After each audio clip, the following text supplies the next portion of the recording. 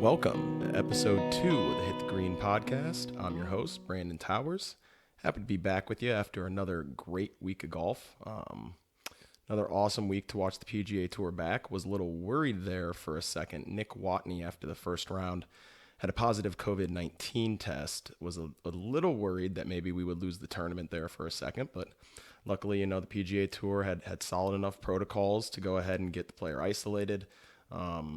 Nick Watney was forced to withdraw from the tournament, so unfortunate for anyone who may have rostered him. I think he ended up maybe like 0.2% owned in the Millionaire Maker or somewhere in that range, so I don't think too many people were affected on Draftkings, but hoping Nick Watney is in some good health, first and foremost, wishing him good health, hoping that, moving forward, the rest of the tour has a clean bill of health, particularly with respect to COVID-19. Really don't want anything getting derailed with the PGA Tour. I do think golf is a sport. If any sport can get through COVID-19 with some social distancing and having proper protocols in place, I think the PGA Tour has a good chance. So it was really good to see that the tournament was able to finish. I was a little concerned about that, as well as because of the weather, right? We got that random pop-up storm on Sunday. Looked like it might be a Monday finish for a second there, but we were able to get the entire tournament in, and it was a putting clinic from Webb Simpson. I mean, the guy makes 56 of 57 putts inside 7 feet for the week. It's absolutely absurd. In the final round there, he made 4 putts outside of 10 feet on his last 9 holes. That's the most since Rod Pampling made 4 in the 2016 Shriners. Webb's putter was just on fire, and it makes sense, right? We talked about that in the video last week. Webb's a guy on Bermuda greens. His putter is an absolute weapon at times, and he showed that. In one round, he was able to gain over 6 strokes putting, so he's definitely proven that he can putt on those Bermuda greens. Before we continue, let's get into the smoke today. Today, I am smoking, again, Growers Kushagram. Smoking J1, actually, which is really exciting for me, one of my favorite strains.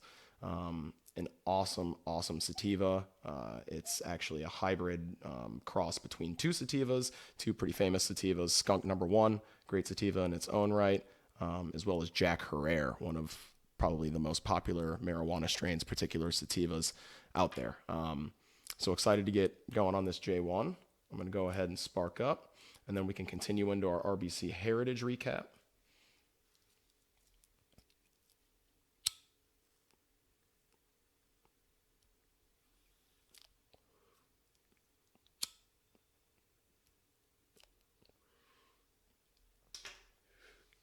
So, as I was mentioning, Webb Simpson was absolute money on the greens all week long. It was amazing to watch him come down the stretch and run away from the field. Again, I was hoping that we would get another, large playoff with all the players that were blitzing the leaderboard throughout the day, but Webb just turned out to be too much to handle. With that being said, honorable mention to the second place finisher, a solo second for Abraham Answer, who did something pretty ridiculous in his own right. Answer for the week, 65 for 72 in greens in regulation. That set a tournament record at Harbour Town. A lot of tournament records went down at Harbour Town. I had mentioned in the last video that Brian Gay had the previous tournament record at minus 20. Webb Simpson owns the new tournament record, finishing at minus 22. I had thought that the winning score would come in around minus 15, but the weather outside of the pop-up storm on Sunday, the wind was down all week. These guys were not afraid to attack pins. And again, as I mentioned, the field was extremely strong. So they knew they had to go out and make birdies to win the tournament. And they did. They fired at every pin, and it turned into a putting contest. And at the end of the day, no one made more putts all week than Webb Simpson. It was a well-deserved win, and we owned enough of them in DraftKings, but unfortunately, we didn't get the pieces around him good enough.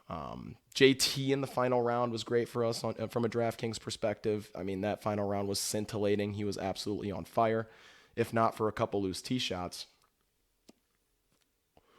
Then JT probably flirts with a 59 in that final round. I mean, he hit one ball OB and then ends up making birdie on that second ball to post a bogey. He had another one in the water that he stuffed another iron close after that water ball and then buried that one for bogey too. So his 2 bogeys very easily could have been birdies.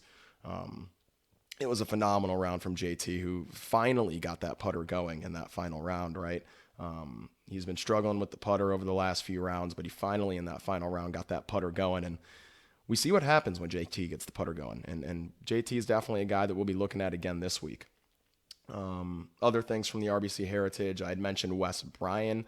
Wanted to see him return to form. The man made a cut, so love to see that from you, Wes Bryan. And because he made the cut, we actually got some awesome TV from he and Bubba Watson on Sunday, who were bantering back and forth. They were playing a little match play or stroke play, depending on who you ask. They were playing either a match play or stroke play match against each other. They were having fun with it. It was great TV. If you haven't seen it, I recommend you check it out. Search it on Twitter or something. But it was awesome TV. Good stuff to see. Great to see Wes Bryan having fun again on the PGA Tour, making cuts, being healthy. Not so great to see was Sungjae Im missing the cut. I was clearly high on Sungjae last week. I even touted him as, a great cash play, which I, of course, don't regret. It's just, these things happen. It's the PGA Tour. You're not going to make every cut, although it seems that Colin Morikawa might at this point. But you're not going to make every cut. Some weeks you just don't have it. Some weeks you maybe catch some unlucky breaks. Some weeks the putts don't fall, which they certainly didn't for Sungjae this week. From a DraftKings perspective, though, he really, really let us down. We had some great 5 of 6 lineups that if we just could have pushed Sungjae through, would have been dangerous come the weekend, because Sungjae is a guy that can certainly post a low round if he can just get through the cut. He always has the opportunity to post something really low on Saturday or Sunday to really boost those DraftKings lineups. So it was a bummer to see Sungjae miss the cut. Morikawa in his own right was a letdown this week. Saw him hit a few loose irons, particularly on Thursday, which is unlike him. I believe he found the water on one of the par 3s on the front 9 there. A real letdown from Sungjae, Morikawa, Jason Day, a miscut. I didn't go crazy with the Jason Day ownership. I doubled the field, went with 8%. But Day is a guy who I think showed me enough this week that we may be going back there, and we'll get back to that. We'll get to that a little bit later. Guys that did come through for us this past week, obviously Webb. Daniel Berger, like I said, no winner's hangover for Daniel Berger. Daniel Berger is clearly intent on turning this run of golf into a really special one. I anticipate that a lot of this has to do with the upcoming Ryder Cup and him trying to qualify for the Ryder Cup team. There is rumor that the Ryder Cup will be postponed to 2021 due to COVID-19. That has not been announced officially yet. I'm recording on Monday night right now, 10 p.m. Pacific. So that's not official as of now, but there are rumors circulating that the Ryder Cup will be postponed to 2021. Either way, Daniel Berger is clearly intent on taking this good run of golf and amplifying it and continuing it. And he's not really slowing down to celebrate or to lose any sort of mental energy on continuing this great run. So I do believe he's not playing this week, so maybe he does need a little bit of a rest the mind, and come back ready to play, which I think even more so points to the fact that he's in tune with where his game is at, both physically and mentally. And if he's not ready to compete to win, then he just won't show up at the golf course.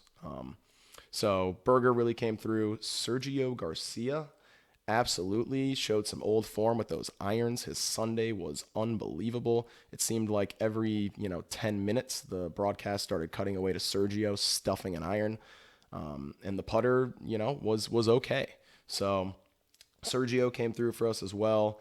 And our bomb for the week at flat 6K, Bill Haas. Wasn't a phenomenal finish by any means, but the fact that he made the cut, got through the cut, posted double-digit under par for the tournament. At a flat 6K, he certainly didn't hurt you. He only could have helped you. While you didn't need him to win the Millionaire Maker, if you played Bill Haas this week, I think you commend him for his effort. Our Millie Maker recap, it was not a good week for the Millie Maker, as you can probably guess based on our Sungjae Im ownership. So we lost 2/3 of what we entered this week. So certainly not what we were looking for. Still enjoyed watching the tournament, enjoyed every second of it. It was awesome being able to sit down over the weekend and watch golf being back. The big mistake was overlooking Tyrrell Hatton. I really put a focus on selecting players that I had already seen something from post break. I mentioned that when I brought up Luke Donald. It was just his, phenomenal course history that really caught my eye. But Hatton showed that he hasn't lost a step since we last saw him, and when we last saw him was winning the Arnold Palmer Invitational. So yeah, Hatton clearly hadn't missed a step. A phenomenal iron player, a player that I clearly should have at least had some of in my rosters. And while I did take a stance on taking players that I had already seen something from in either the Charles Schwab or like Luke List on the Korn Ferry Tour. In hindsight, yes, because Hatton's game is such a perfect fit. Could have fit some in. He also did come in at 20% ownership, which, for someone who had the question mark of, what have you been doing over this entire break is high, but clearly he paid off. And yeah, that was the big ownership fade that hurt us this week was Ty Hatton. You can actually see where my ownerships finished against the field up on the website, htgpod.com. Again, that's htgpod.com. Go ahead and check my ownerships from last week. I'll be posting my ownerships for this week, the Travelers Championship as well as any articles that may be associated to that. So would appreciate it if you check it out. All right, so let's get into the Travelers Championship here. I'm going to get a drink of water.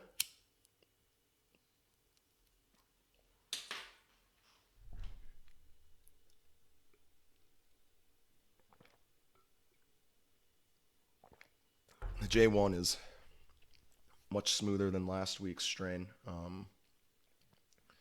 Much more, easier to smoke, much more smokable.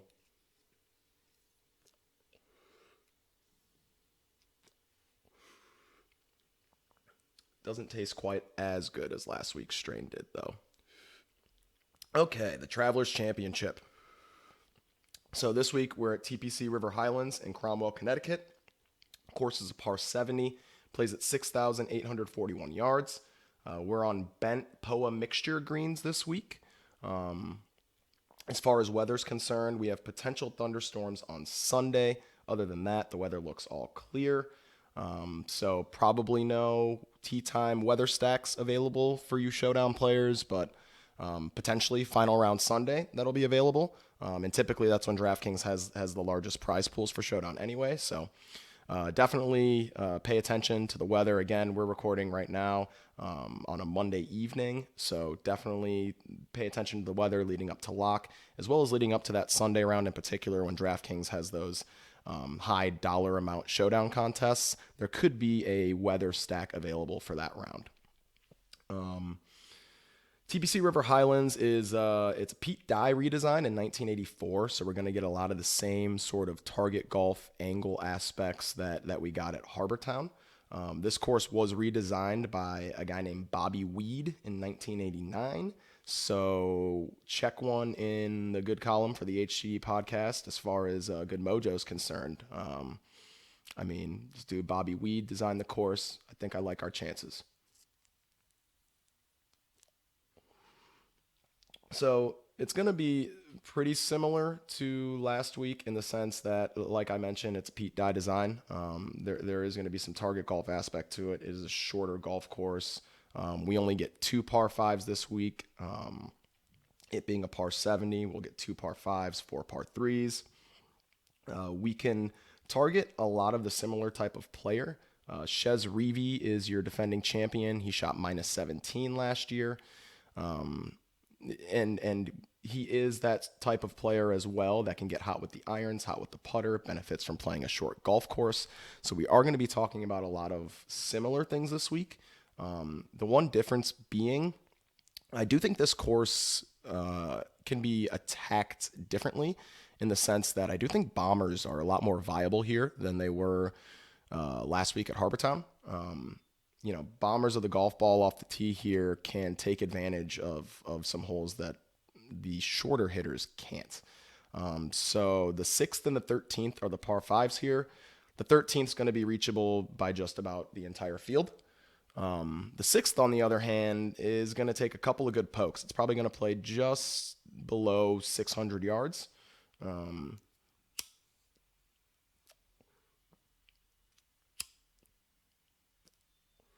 So certainly reachable by some of the longer players in the field, but there are going to be some players that struggle to reach that green in two. And given that you only have two par fives to play this week, getting birdies and or eagles on these par fives, especially for DraftKings scoring, is going to be absolutely enormous. So I do find bombers more viable here than last week at Harbortown.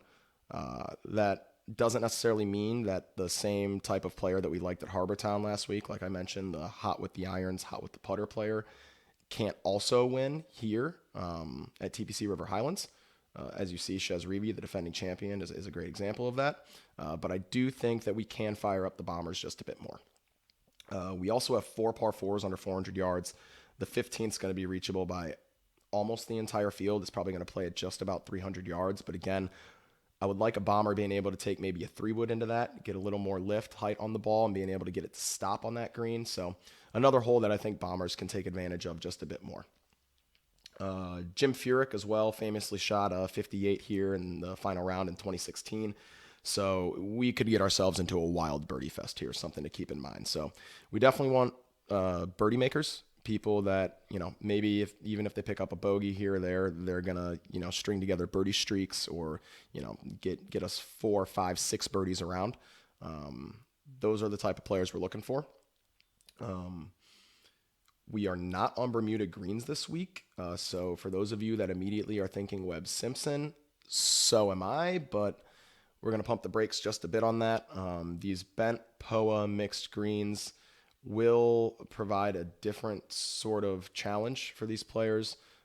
We can probably look back more so to Charles Schwab and that green type, that green complex. Those are true bent greens.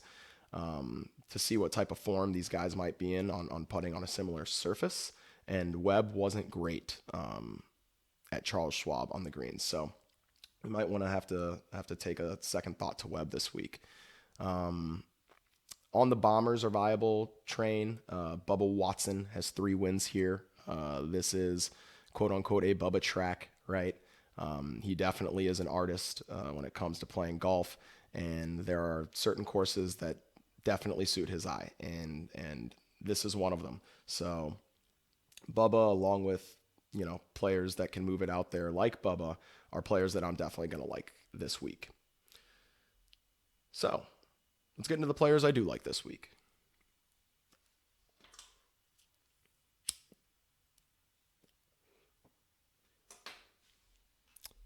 First player I like in our top shelf plays are $10,000 or more in DraftKings salary. First player I like is Rory McIlroy at $11,200. Rory's projected at 11.6% ownership. He last week had a pretty, for his standards, it was an awful showing, right? We're showing in quite some time, and he had a pretty poor showing at the Charles Schwab. So some may be concerned about his form. Rory, as soon as the tournament finished, mentioned to the media that this reminded him why he doesn't come to Harbortown. He had only been one time prior, about a decade ago. And this week reminded him why he doesn't come. It's just a course that does not suit his eye. It's a course that does not suit his game, in his own opinion. And so I think we can cut Rory some slack for the finish last week. I think him getting on a track where he's had at least a little bit more success, a track that he hasn't outwardly expressed his hatred for, is going to do him a lot of good. It's certainly going to do him a lot of good. And at 11.6% projected ownership, we're getting the number 1 player in the world. He's priced, relatively close there to Bryson, $200 more than Bryson. And I think Bryson's going to steal a lot of Rory's ownership. I would rather probably even up their ownership, and Bryson's been on a roll, so by no means am I going to fade Bryson, but I'd probably like to see myself own Rory and Bryson more so at a similar clip. And if you're making just a few lineups, I would try to split the ownership between the two 50-50 or as close as I could. Rory at 11-2 can do everything around here that you want him to be able to do. He can attack the golf course in both ways. If the irons are clicking, he can quite honestly lay back if he feels as though, being aggressive isn't the call. And if the irons maybe aren't as sharp, he can just take that driver and turn it into the biggest weapon in the field. I like that he has multiple outs, so to speak. There are multiple parts of his game that could be clicking that will make him very, very dangerous this week. So I'll be overweight to the field on Rory McIlroy at 11.6% projected ownership. Of course, this is just the projected ownership as of Monday night. I imagine he actually comes in higher owned than this. My custom model really, really liked him. He rated out extraordinarily well. I imagine Rory starts to gain a little more steam than 11.6% projected ownership, but even if he does get up to that 15% range, I'll still be trying to get over the field on Rory this week. The next top shelf play is Bryson DeChambeau. And I mentioned I think Bryson will be higher owned, and per fantasynational.com, they agree in their projected ownership. He's projected at 18.3% ownership currently. And 18.3% is it's a hefty number at 11K, but even at this 11K price tag, the second highest priced player in the field, even at 18.3% ownership, this guy is on an absolute tear. I will not be fading him. I will try to match the field on his ownership. His off the tee numbers are off the charts. The driving distance is up over 320 yards on average, which is just absurd, and he's still hitting over 60% of his fairways. Yeah, once he catches a hot week with the putter, he's going to run away from the field one of these weeks, and I want to be there when it happens. I will at least match the field, and probably that's what I'll try to do, is match the field on Bryson if I can. And let me double check Bryson's course history here, I believe. So yeah, it was a T8 last year, then a T9 the year before that, T26 the year prior, and T47 in his first appearance here. So yeah, absolutely, the course history checks the boxes. Bryson is I said it last week, and I'll say it again, he's trending toward a victory. It's going to come in one of these weeks to come very shortly here. I would imagine, before July is out, I would be surprised, assuming that we still have tournament golf due to COVID-19. Before July's out, I'd be surprised if Bryson DeChambeau hadn't put a win up on the PGA Tour. My third top shelf play is, and we're going back to him again after last week, Justin Thomas. Looks like a lot of people will be going to him after last week. He's projected at 16.9% ownership. So a little bit below Bryson, and you're getting a $200 discount to Bryson. Again, if you're trying to leave a little bit of money on the table, not a bad idea if you have one of these top guys just to shuffle between them. Like if you used all $50,000 and you have Rory, maybe consider just bumping down to Bryson and leaving $200 on the table. And likewise, if you spent all $50,000 and have Bryson, maybe consider just bumping down to JT and leaving $200 on the table. Just something to consider from the standpoint of trying to build a unique lineup, which of course is what we're trying to do every time we build. But JT from a game standpoint and from a tools standpoint, again, is tailor-made for this golf course. The fact that the off-the-tee game is going to be a little more important here, in my opinion, only bolsters the case for JT, who tee to green is one of the best players on the PGA Tour. He was absolutely on fire in his round Sunday. I mentioned it. Finally got the putter going, was making birdies in bunches, and we know that's what we're going to want here at TPC River Highlands, someone who can make birdies in bunches. JT at 16.9% projected ownership. I will be playing a lot of these top tier golfers this week. The added element of the off the tee game, the premium that's placed on par 5 scoring, given that we only get 2 of them this week, I will certainly be chasing these guys up top who are elite in these categories. JT is one of those guys, along with Rory and Bryson, as I mentioned. So I will be trying to get overweight to the field on all of these guys, which probably means I have to, really scatter my ownership down low in the bombs range. But I think that's an approach we can take this week. I do think it's one of these top plays that that you're going to need this week in the Millionaire Maker. And I hear my cat is playing with her toy. Good for her. My last top shelf play at $10,000 or more is Brooks Koepka, and he's projected for 12.1% ownership. And this is a recent form play. If you watch the tournament, you can see that Brooks is certainly trending in the right direction, not only as far as, his statistics are concerned and the irons are concerned, the off the tee game's concerned, but also the confidence level.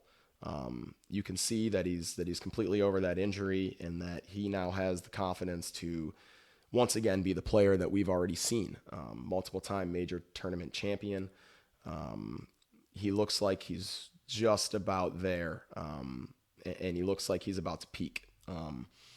Not maybe in the same vein as Bryson, as I think Bryson's been knocking on the door for a bit longer, but I don't think it. I think Brooks is a guy that can kind of just peak out of nowhere, right? And he showed us signs last week, and we know the caliber of player he is. We know his pedigree. The course history here is pretty solid. T57, T19, T9, and T51. Clearly his upside's to win the golf tournament. If the putter's going this week, and he's a pretty good putter on bent greens, he's a pretty good putter on all surfaces, really, but pretty good putter on bent greens, then Brooks can certainly vie for this title. And at $10,000 flat, you're getting an $800 discount to JT. Really, Brooks probably should be considered in the same range as those other players when he's in peak form, and we might see him in peak form this week. We might also be buying a week early, but I would certainly rather be a week early than a week late. So Brooks Koepka at $10,000 flat will be our final top shelf play. We're going to relight this joint and get into the mid-shelf plays, get us a little bit of water. Mid-shelf plays are those players $7,500 to under $10,000 in Draftkings pricing.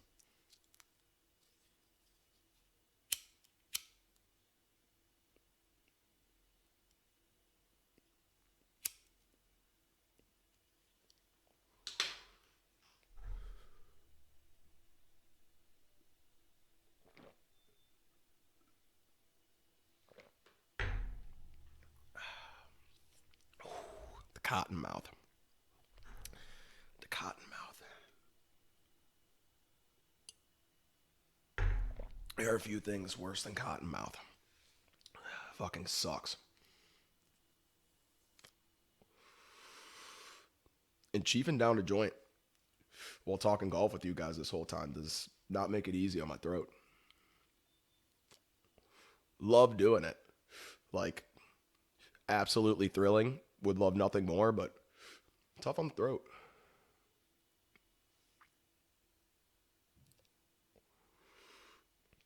Okay. Let's get into the mid-shelf plays. And starting off our mid-shelf plays, finally returning to a PGA Tour field. First time we see him back since quarantine. And maybe I should, like last week, rethink my position here, but since Hatton, did what he did last week, let's go ahead and take a look at Patrick Cantlay at $9,800. Currently projected for 13.4% ownership. That number seems about right. Cantlay is one of the best ball strikers on tour. Notoriously has had troubles with the lower back, which maybe that's why we haven't seen him yet. Maybe, he still wants to space out his events to make sure that he can play the events that matter most to him. So maybe that's why we haven't seen him. But when he's healthy, he is an absolute stud. He is one of the perennial cash play locks tournament after tournament because of his consistency. He can adapt to just about any golf course. His biggest weakness over the years has been his around the green game, which he's really worked to clean up. And quite honestly, he doesn't have to use it very often anyway, because the guy hits fairways and he hits greens. He's another guy that can attack this golf course in multiple ways. He can attack it with his driver off the tee. He can also attack it by being a marksman with the irons. He would likely be priced higher if we had seen him heading into this. But since we haven't seen anything from him, I think the $9,800 price tag is about right. I think the 13.4% ownership is about right. And I will probably about match the field on Patrick Cantlay this week. I'll be pivoting some of those Cantlay shares to get over the field on the next player, Xander Schauffele, at $9,600. Pretty awful week this past week for Schauffele, even though he was able to make the cut. Wow, what a stones putt he made on his 36th hole to make the cut. A great birdie there. And yeah, this guy's a gamer. Xander is a gamer, and there's no doubt about that. But I like his chances a lot better this week because, again, he can use that driver as a weapon this week, and we like to see that out of Xander. So let's double check Xander's course history here. So Xander was cut the last time he came here in T14.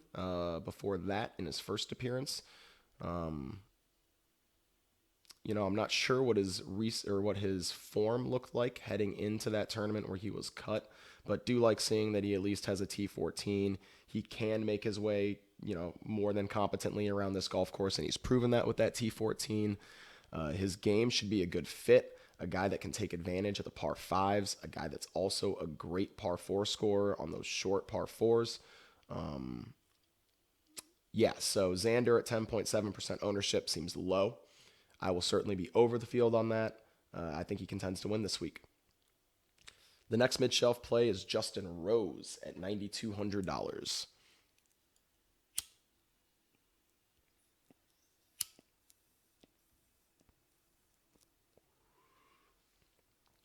Had to take a hit because Rose cost us a little bit of money in the Millionaire Maker last week. He hit an absolute beauty of an approach into the 18th, his 72nd hole on Sunday, to about 3 feet, and then just boned it. Couldn't finish off the birdie. Had our best lineup, had Rose. Would have been a nice boost, but Rose overall still very solid week last week, and his game fits here as well. A guy that tee to green is for most weeks going to be one of the top players tee to green. So that's what we're chasing this week. The putter was fine last week, nothing to be concerned about. At 13.3% ownership, I like matching the field. I don't think Rose is someone that you have to go massively overweight on, just because I don't feel extremely strong about him this week, but I do think that he's someone that can hurt us if we don't match the field. He's certainly someone with the upside to win this golf tournament if he does come in form. So I do like matching the field on Justin Rose at 13.3%. As far as Rose's course history is concerned, he has T13 and a T9, so he does like it around this golf course. So I do think, yes, matching the field with Rose at 13.3% and seeing that course history, I think actually he probably comes in a little higher owned than that. So we'll have to monitor his ownership. But even if he does start to climb, I think canceling out Justin Rose is a smart idea this week. So match the field on Rose. If the ownership starts to get ridiculous, if we start to get into the 20% range, then obviously we can maybe reevaluate. But otherwise, I think canceling out Rose and matching the field is the call. The next mid-shelf play is Colin Morikawa at $9,100. He's projected for 16% ownership. And yes, I want to go back to Morikawa even after last week. He had a couple uncharacteristically loose irons on Thursday, I saw. Dumped one in the water, as I mentioned. He put it together a little bit more down the stretch. He was awful with the putter again. His approach game is so strong that it's hard not for him to absolutely pop in my custom model. And I'm going to go ahead and trust it.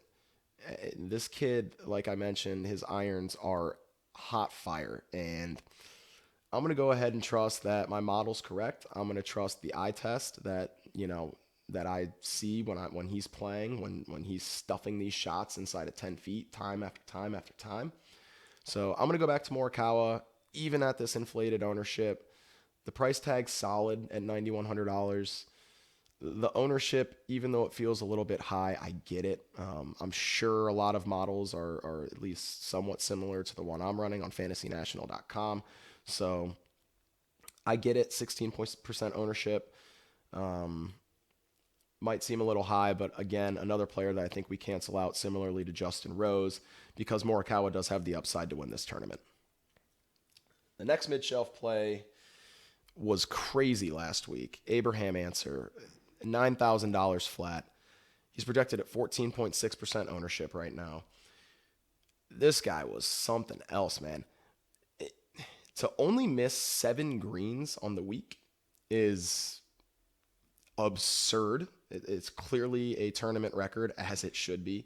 And you have to understand, the greens at Harbor Town are tiny fucking greens. Like, these things are small. So for him to put on that type of ball striking clinic is phenomenal. It's just bravo, and it's a call to go back to him this week, quite honestly.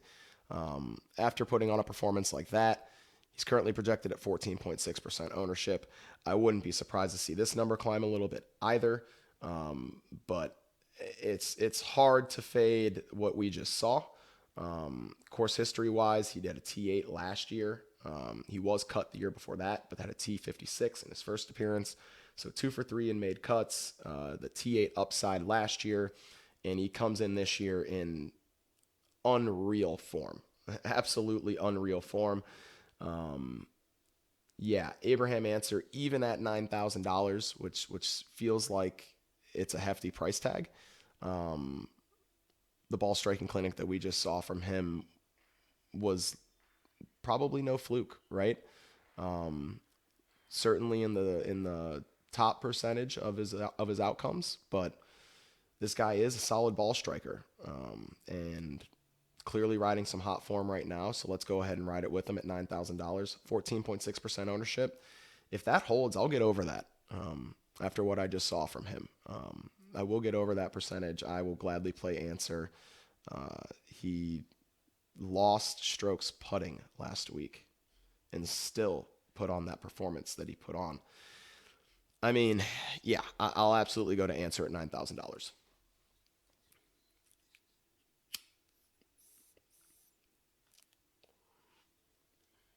And I said, what did I say last week? That I was going to go to like a 15% because I had smoked at 25%. Let's see what this comes in at 29.43%.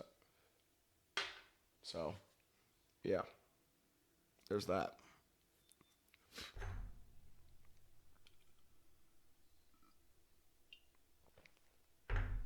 I can feel the like 4% difference.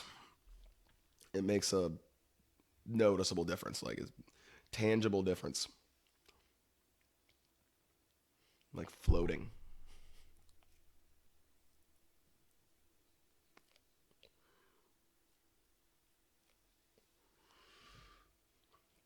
All right. Our next mid-shelf play at $8,900 is Paul Casey. He's at 14.8% projected ownership.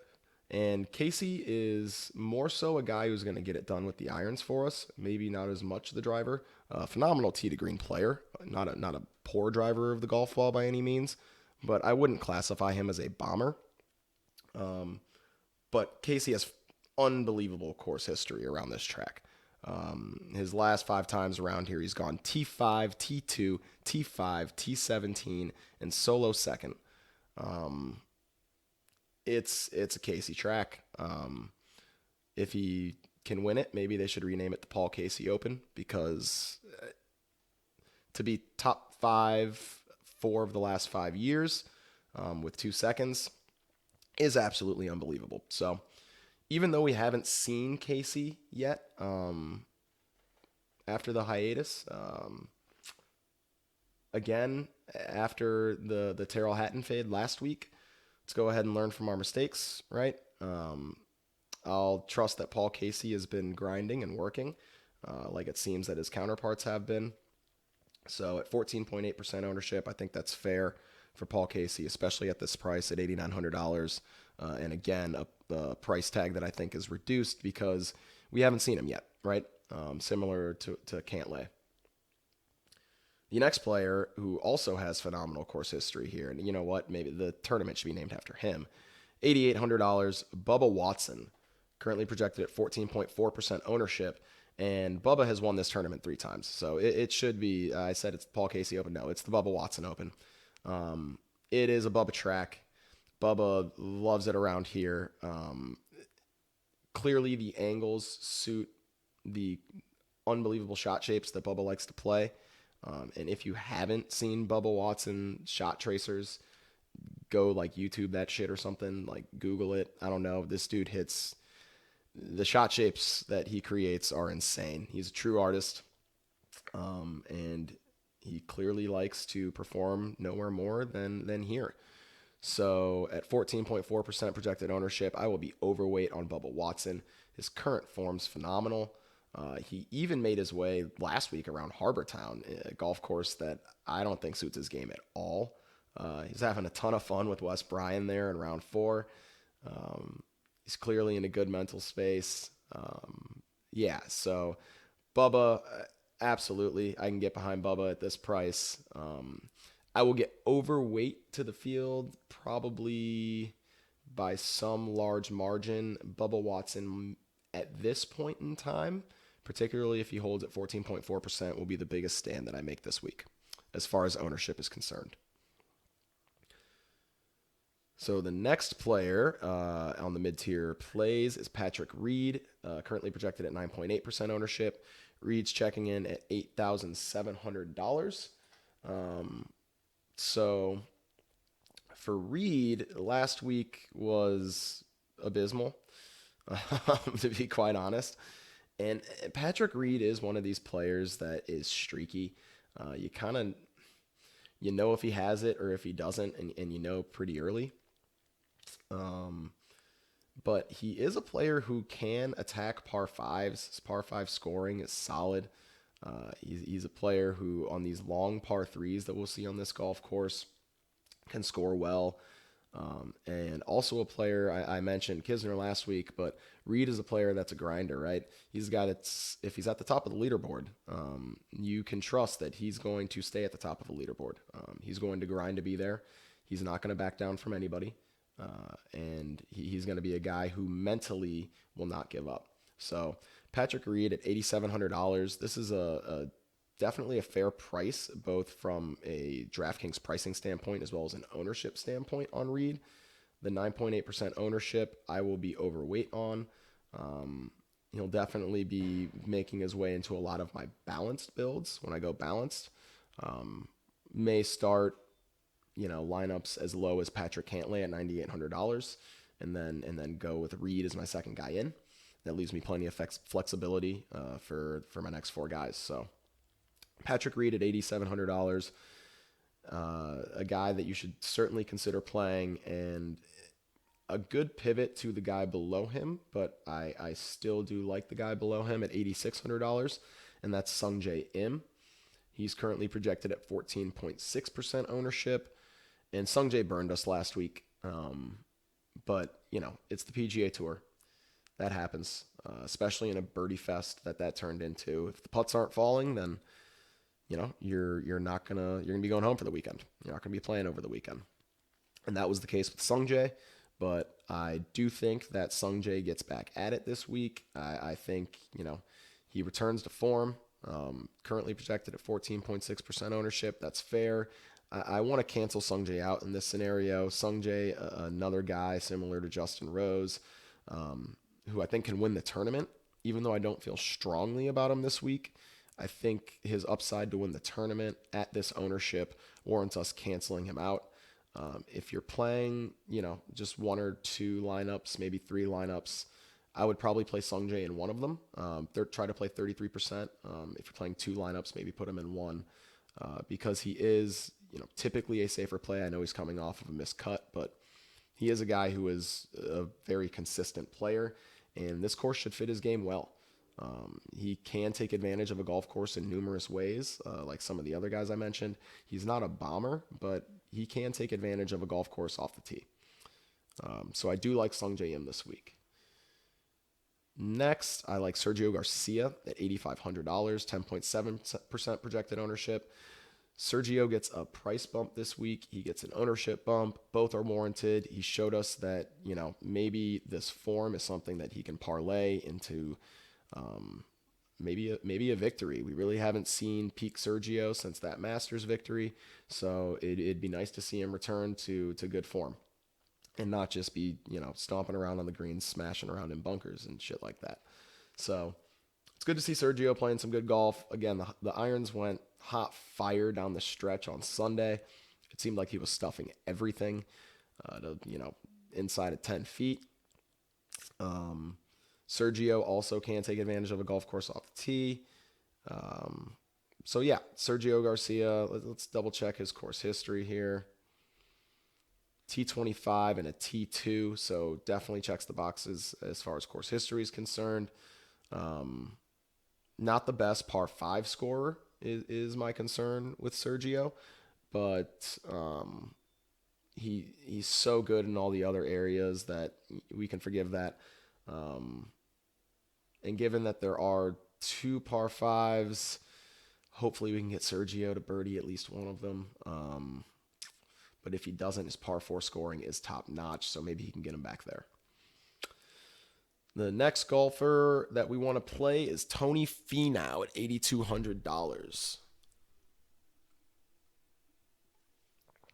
And I'm surprised on the projected ownership for Finau because Finau's usually one of those players that always has ownership, especially at a price tag like $8,200. Played decently well last week on a golf course where really he couldn't take advantage of his driver. $8,200 seems a little cheap for a guy who makes as many birdies as Finau. 11.1% ownership. I doubt that this number comes in this low. Again, Finau is a bomber, and I do like myself some bombers this week. Course history-wise, and maybe that's why Finau's coming in a little bit lower owned. He did get cut last year, but then it was T17, T25, T25 the years before that. How Tony Finau of him? Top 25s. That seems very Finau-esque. But Finau is a guy who will outscore his placement as far as DraftKings points are concerned. He's a guy that makes a lot of birdies, makes a lot of bogeys. So he'll get you the birdie streaks. He'll frustrate you with some bogeys. Don't count on the bogey-free round bonus from Tony Finau. But if he's making a ton of birdies and maybe can shoot all rounds under 70, and remember, this is a par 70, so that's going to be an important thing this week. Just a 1 under will get you that round under 70. If he can do that, then Tony Finau at this price can definitely outscore his price and be worth it to us. So I like Tony Finau this week at $8,200. The next golfer I like also got a price hike, similarly to Sergio, and an ownership bump, a significant ownership bump, but it's warranted probably. Joaquin Niemann at $7,900, 15.2% projected ownership, which is, man, that's high. Maybe I might not be able to match the field, but I certainly won't full fade because the ball striking for Niemann was off the charts. Niemann was another golfer that lost strokes putting this week. He lost strokes putting in a round that he shot an 8 under 63, which is pretty difficult to do. But the ball striking was an absolute clinic. The driver was clicking. The irons were clicking. Not necessarily a bomber of the ball, but he can move it out there. He can take advantage of these par 5s. So I do like Niemann at $7,900, particularly given his current form. As far as course history is concerned for Niemann, he has a T5 in his only appearance here, so he checks that box as well. We're definitely going to fire up some Niemann this week. Probably try to match the field as a matter of fact, now that I think about it. If it comes in at this ownership number, just cancel him out as well because he's a guy with the upside at this price tag to be needed in a Millionaire Maker winning a lineup. The next guy we're targeting is Scotty Scheffler at $7,600, 9.3% projected ownership. And Scheffler actually withdrew last week. We're not sure why. Nothing coming out that was injury related. So have to trust that maybe it was something else. Maybe just wasn't prepared to play. Maybe travel issues, concerns over COVID, but it's not an injury by all appearances. So we have to trust that Scheffler's ready to go. As far as his game's concerned, he is a great fit, a phenomenal par 5 scorer, a phenomenal par 4 scorer in the par 4 ranges we'll see this week. A big-time birdie maker, a guy that can certainly outscore his finishing position as far as DraftKings points are concerned. One issue is that Scheffler hasn't played this tournament before, but it would appear that the golf course is a good fit for him. He likes putting on these surfaces. So at this price tag and this ownership, I will certainly be overweight on Scottie Scheffler. I really like him this week. I hope he's been grinding on the game and really working on the game, and he shows up in form, because I do really like him at this price tag. And at that ownership, it'll be pretty easy to get overweight to the field on Scottie Scheffler this week. The next golfer I like is Brian Harman. Harman is getting a lot of ownership. I guess it's not all that surprising, but at $7,600, he's projected at 13% ownership.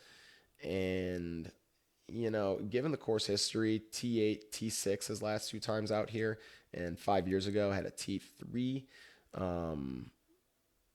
It makes sense, right? The course history is good. His recent form is solid. He made the cut at the Charles Schwab. He made the cut at the Heritage, a T23 and a T28 respectively. So I can see why Harman is a popular play. If he gains any more ownership than this, I am inclined to fade. But at 13%, I'm okay with it.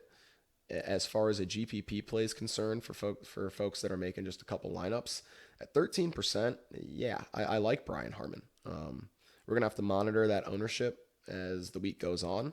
Wouldn't want it to get much higher than that, but $7,600, Brian Harman's a guy that you can certainly look to if maybe you're scared off of Scheffler because you're unsure where his game is. At least you know that Brian Harman is in good form. So I like Brian Harman at $7,600. The SCHWAG bag plays are coming up, sub $7,500. So before the SCHWAG bag plays, we're going to polish this puppy off. We're going to get some water.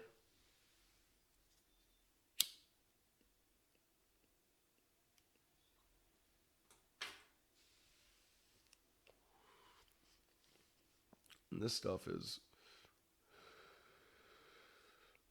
crazy. I will actually have to get some lower percentage stuff next time.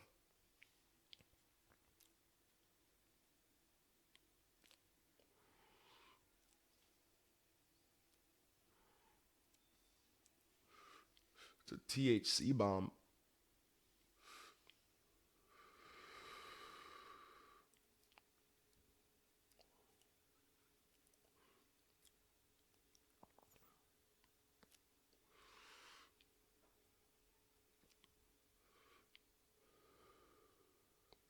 All right.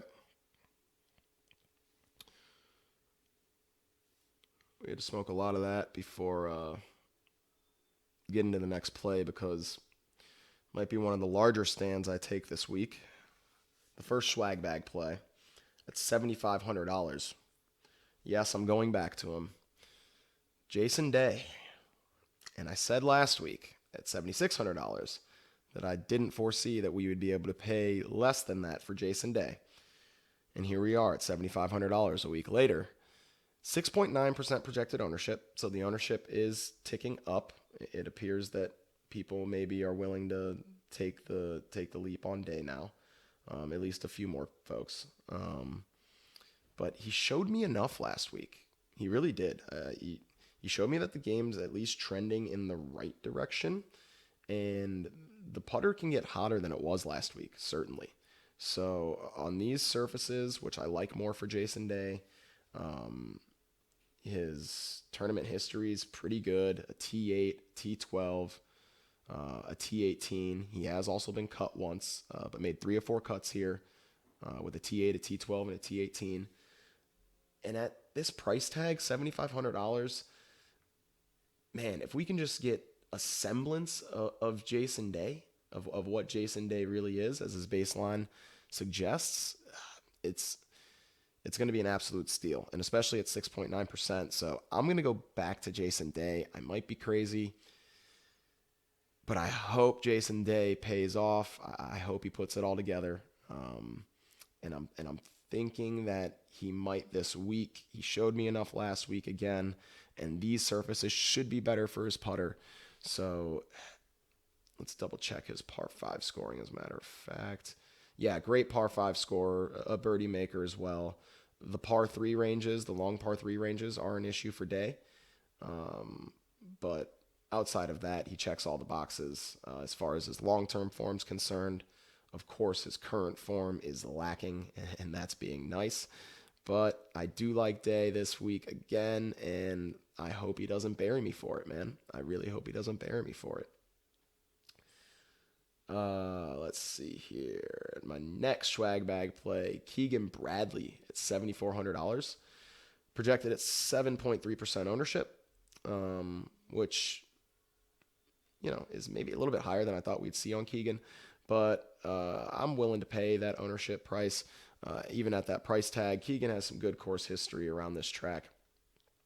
He finished T2 his last time around here, T47 before that, T8, T25, T39. He's made 5 of the last 5 cuts here. He is a phenomenal ball striker while streaky. His T2 green game is phenomenal. So Keegan's definitely someone we have to consider here. Even at this ownership, I think it's worth it as long as he stays, in the single digits. I think that Keegan Bradley's completely reasonable. The next swag bag play is Max Homa at $7,000, 10.3% projected ownership. Homa hit the shit out of the ball last week. His tee degree game was phenomenal. His putter didn't agree with him, but hopefully we can catch a hot putter for Homa this week. 10.3% is a bit hefty for Homa, but the price tag is too cheap at $7,000. So I do think the ownership is warranted, and I wouldn't be surprised if it climbed just a little bit. But I do like Homa.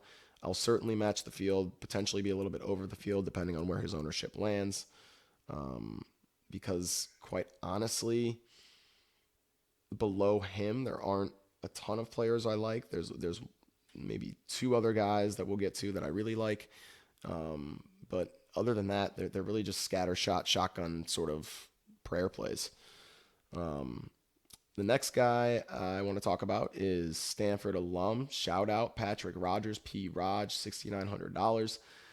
6.8% projected ownership. P. Rog had a fucking pitiful round 2 Friday last week. Dude just couldn't hit an iron.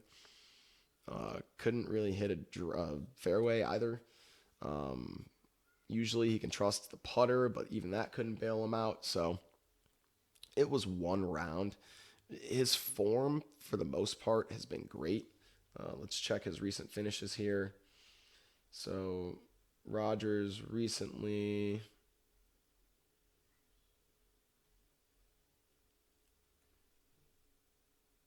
prior to being cut at the Heritage was T14 at the Charles Schwab.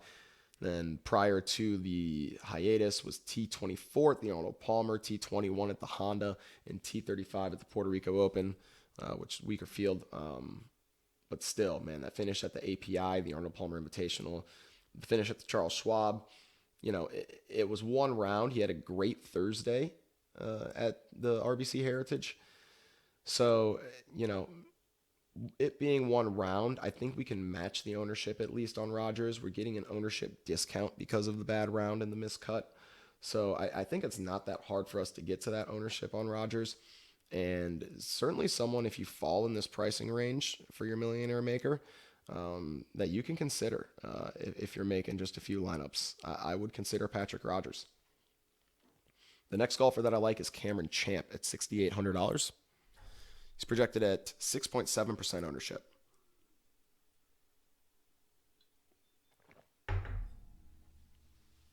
And I mentioned that I like bombers this week. And Champ fits the bill, of course. one of the longest hitters on tour off the tee. And I think he's going to be a little sneaky this week. I don't really see the ownership climbing higher than 6.7%. And that's because he didn't play last week. And I think people might forget that he's in decent form. Because prior to that, at the Charles Schwab, he came T14. Showed, well with the putter. The ball striking, it can be spotty at times, but this guy makes birdies. We can trust him on the par fives with his extreme length. The short par fours, he should potentially be able to hit, 3-wood into 15. Or maybe even less, who knows.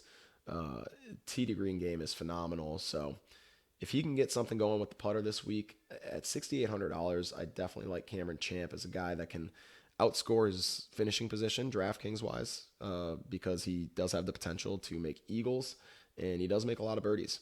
So even though his only appearance here at the Travelers, he got cut, I'll go to Champ at least a little bit over his projected ownership at 6.7%. Next golfer I like, Sebastian Munoz at $6,800, 5.7% projected ownership. Munoz, he had a solid week last week. He was T28. He was solid tee to green. He typically is a solid tee to green player. Another birdie maker. Plays those long par threes phenomenally. Second in this field. Great player on the par fours. The only box he doesn't check is the par fives. So if you can get, one of those top end performances as far as his expected outcomes are concerned on the par fives this week, we could see a good finish from Munoz. He doesn't have great course history, though. He's been cut once and came T75 once. With the new cut rules, who knows? Maybe that would have been 2 cuts. I'll dabble a couple lineups. I might not match the field in the 5.7%. Not someone that I would look to if you're just making a few lineups, but if you are making, a max entry of millionaire makers, I would dabble a couple of Sebastian Munoz lineups in there. The next player I like for the SCHWAG bag is Matthew NeSmith, and I really like Matthew NeSmith, and he is projected for 7.1% ownership right now, and I expect that to climb. NeSmith struck the ball extremely well last week. He's been in good form. This golf course should be able to attack it through approach. He's a birdie maker. He's good on the par fives. He's good on the par fours of the ranges that he'll be playing this week. His recent form solid. T33 last week, T49 the week before that, the Charles Schwab. He's never played this tournament, but I do think the course should fit his game. Again, it's another Pete Dye design, so he's clearly okay with the target golf sort of style and being able to create the appropriate angles for himself into these greens. So I do like Matthew NeSmith, someone that I'll certainly at least match the field on, even if his ownership climbs into the double digits. I'll chase that ownership up into the double digits. Someone that I want to take a stand on this week. And if it ends up that I cancel him out by being in the double digits, I'm okay with that, because down here at 6,600, I am going to need some players to pair with those top end players. As I mentioned, I really like them. So I am going to need some players to pair down here. And of the players down here, I do really like NeSmith. I really like NeSmith. So it's a stand that I'm willing to take, and I will take. The next SCHWAG bag golfer, and this one is much lower owned, so a bigger stand here if you want to take it, and someone who I think you can take if you really want to take a big home run swing for the fence in the Millionaire Maker, Bryce Garnett at $6,600. So Garnett came T17 last week and did not putt well at all. His course history at the Travelers is not great, though. He's been cut twice. He does have a T20 and a T75, but the T75, with the new cut rules, again, who knows, maybe that would have been the cut as well. But he does have one T20. It's a buyer beware situation, but the recent form seems really good, and his upside is clearly a top 20 in this tournament. So given the recent form and the upside, even though the less than stellar course history, at 2.1% projected ownership, I'll match the field. And someone that if you landed here and wanted to, pivot off of the more chalk plays and Matthew Nesmith or like a Brendan Steele, you could look to Bryce Garnett, who could potentially outscore those guys. He could. It's possible. So I do like Bryce Garnett this week to make the cut. And, I think he's a good pivot off of some of these guys if you don't feel comfortable with a Nesmith or a Brendan Steele or a Stuart Sink. The next player I like is Vaughn Taylor at $6,500, 5.5% projected ownership. And, Vaughn is one of these guys who he's only going to approach this golf course through, strokes gained approach. He's not going to be the bomber that's going to, be able to get really aggressive here. But if he gets hot on the greens, he can be dangerous. He rates out well in the model. He's a guy who makes a lot of birdies, plays these par 4 ranges really well, plays these long par 3s really well. He's okay on the par 5s. He had a T52 last week at Heritage. His course history here at the Travelers is good. He's made the cut last 5 times he's played here. He has a 4th place finish his last time around the track. Yeah, Vaughn Taylor at $6,500. It's very cheap. 5.5% projected ownership seems about right. I'll try to get maybe a tick above that just in case his ownership raises. But Vaughn Taylor, I think, a viable play and someone that you can play in a Millionaire Maker lineup, even if you're just making a few, if you do end up needing someone down in this price range. And the last player, and he also withdrew last week, like Scotty Scheffler, Cameron Tringale, $6,300, projected at 4.1% ownership. And we talked about Tringale last week. And Tringale has just been a cut maker. There's no sign of an injury or anything like that being the reason why he withdrew. So we're going to have to trust that Tringale is ready to go. And, if he is ready to go, he's a guy that's very consistent, right? He's a cut maker. He's a good ball striker. He's going to attack this golf course through strokes gained approach. So his irons have to be sharp, which they have been.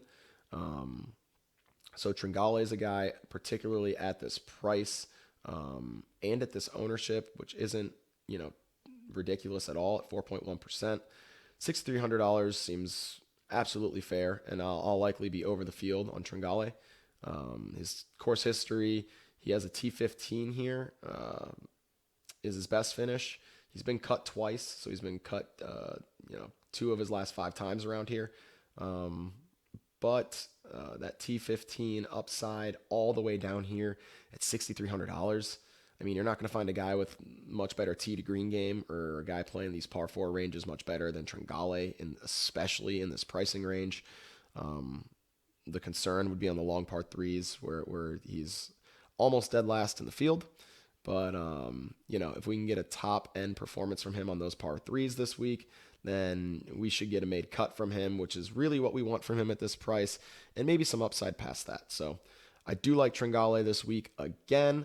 Hopefully he plays this week and doesn't withdraw. Man, the J1 hit hard. Whew. Feel like that was extra long this week, guys. Appreciate you hanging with me. I'll be putting all my plays, my player pool, up on htgpod.com. It's where the articles will be coming out, where I'll be giving you the spotlight plays. I'll be giving you my ownership fades. So definitely check out htgpod.com to see what content we're putting out. Follow us on Instagram. Follow us on Twitter. Follow the podcast on Spotify. Follow it on iTunes, on Apple Music. Appreciate if you give us a like, a thumbs up, comment. Let us know what we can do better here at the podcast. Let us know maybe what you want us to smoke here at the podcast. If you have any, favorite buds, recommendations, strains that you enjoy, and let us know why you enjoy them and why we should smoke them. We'd love to do it. So yeah, hopefully we can get a better week this week. Hopefully one of you viewers is hitting me up on social media. Let me know that you won the Millie this week, because that's the goal. That's what I want. I want to teach you guys and let you guys know, some information about what we look at here in the golf community and the stats that are important and how to dissect a golf course, based on the design and what's been successful in the past. So here's to a good week, to the weed golf course, the designer weed. We're going to have a good week. I know it. So appreciate it, guys. You take care.